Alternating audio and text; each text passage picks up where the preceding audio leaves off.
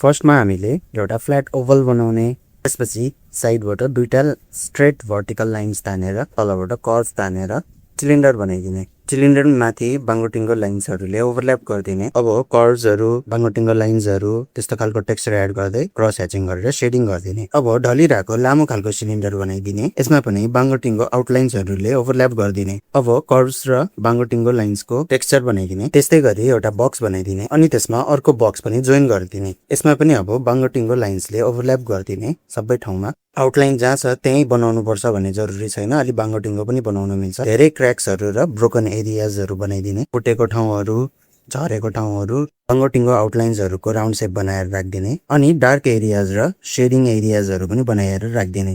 यसरी रक्सहरू बन्छ। Simple सेप्सबाट drawing गर्दा धेरै सजिलो हुने गर्छ। यस्तै सजिलो तरिकाले ड्रइङ सिक्नलाई हामीलाई कन्ट्याक्ट गरेर हाम्रो अनलाइन क्लास जोइन गर्न सक्नुहुनेछ।